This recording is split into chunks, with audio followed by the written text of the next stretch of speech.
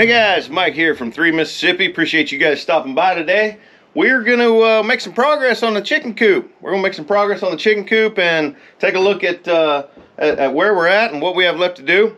We're also going to go down and check on those strawberries and plant some onions, as well as kind of take a look at the peppers and tomatoes that we started several weeks ago. It got down to about 25 degrees last night, and early this morning about sunrise it was below freezing. And I do not have a heater in the shop where those are, so we're we're dangerously close to damaging seedlings right now, but it looks like they made it through. We'll take a look at them in a little while. So let's take a look at this chicken coop build and see how we're doing.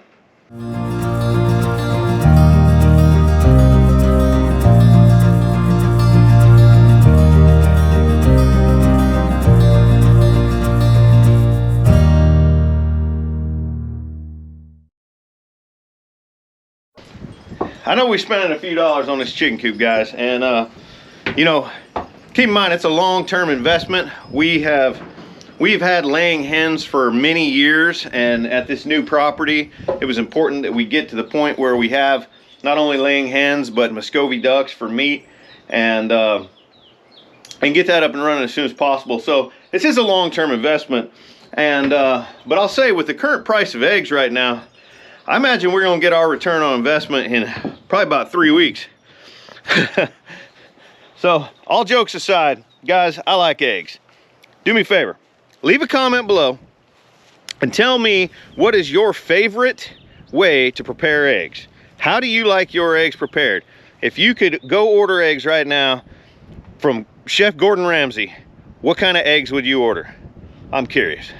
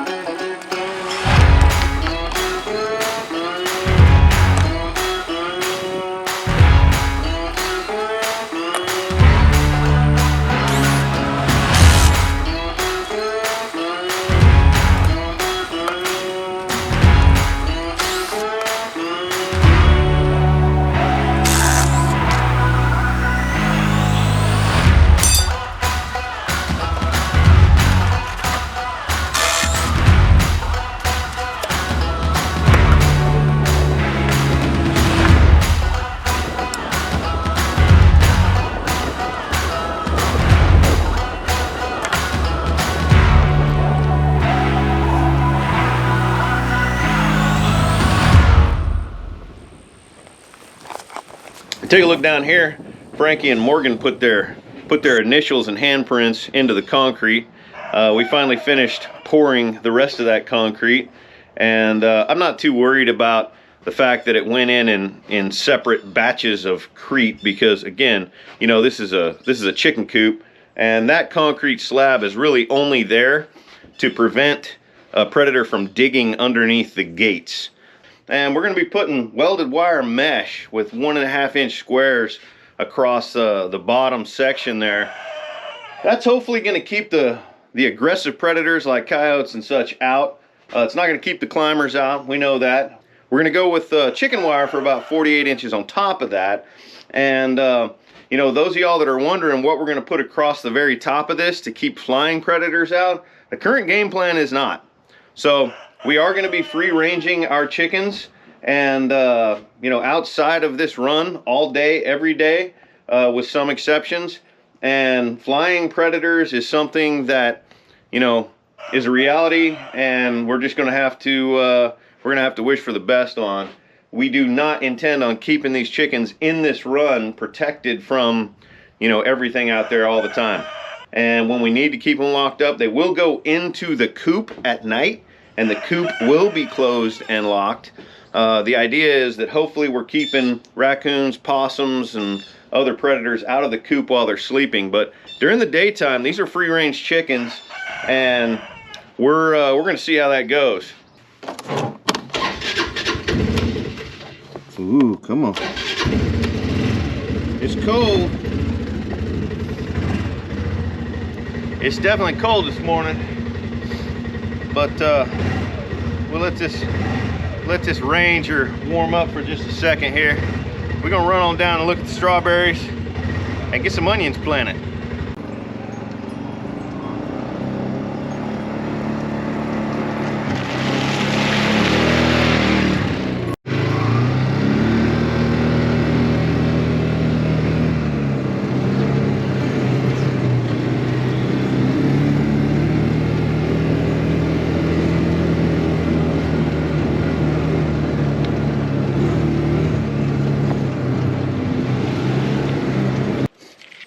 I lost my plastic mulch off the top. Wind blew it off. My watering tape is still here. I'm not sure how I'm gonna deal with that. Plastic mulch is still on that side because I weighed it down.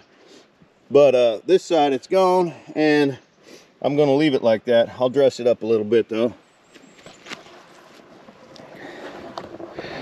So yeah, the strawberries not looking too bad. A couple of them look like they may not have made it, but all in all, we got a decent amount of strawberry plants here that look like they are going to make it. So we'll see what kind of harvest we get out of it.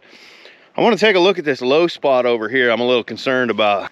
This is the first couple of rows that I've started, and then behind me here you see this 20 by 100 foot tarp that is going to be the next couple of garden plots that we put together here in the next couple of weeks. Now, I don't know if you guys can tell how this slope, we got a good probably 5-6 degree slope right here, and it progresses up to probably 8 or 9 towards the top. So there's a decent amount of watershed that comes down this hill and runs down into this flat spot. And if you guys see right behind me here, I got water pooling here. So I'm gonna have to come up with a solution for that, or else this end of my garden is gonna stay too wet, and I'm probably not going to be successful at growing anything here. So I didn't really realize that when I laid this tarp out here, but I think with some creative swaling, I can solve this. And what I think is that I can come along up above here, kind of follow my finger, and build a little bit of a swale that pushes the water. As the water sheds down this hill, this swale pushes the water this way until we get down past the garden area, and then have the swale turn in to that little ditch right there.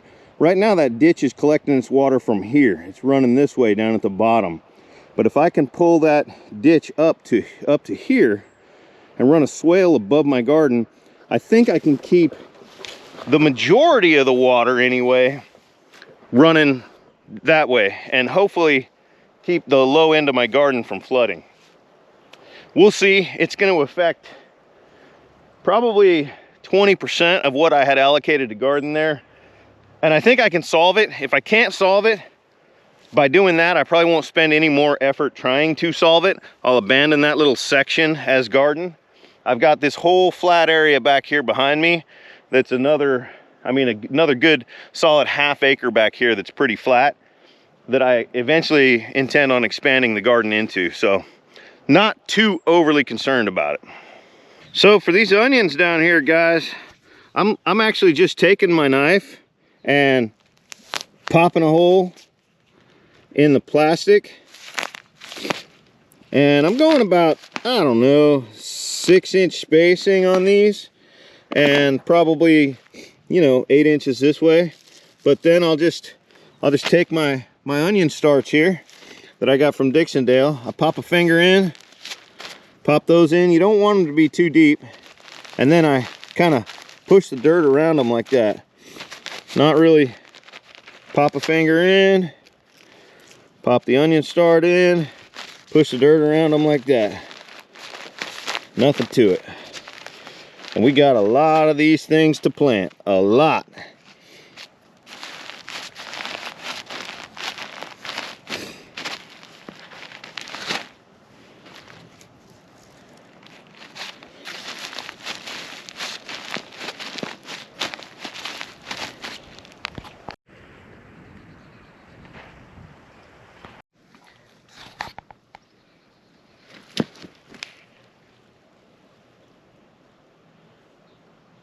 As you guys can see here, it is just above 41.5 degrees in here right now, and it's about 32. It's about freezing outside, and it got down even colder than that. It was about 25, 26 just before sunrise. So I don't know what temperature it got down to in this room. Hopefully it didn't get down to freezing, but it's been a few hours, and I think that if it did freeze in here, I would see that on the plants. Let's take a look at these plants right now.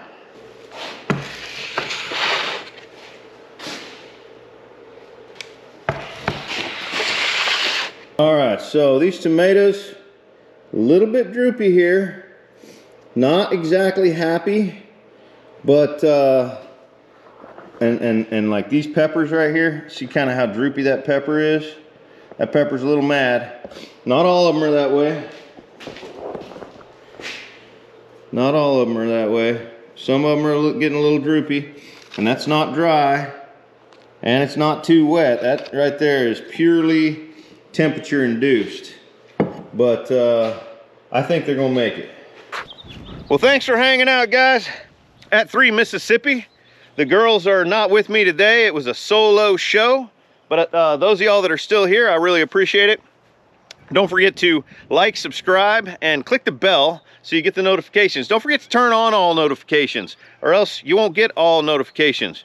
You'll be left at the whims of YouTube to decide which channels they want to notify you about. That's it for now, guys. Love you. God bless.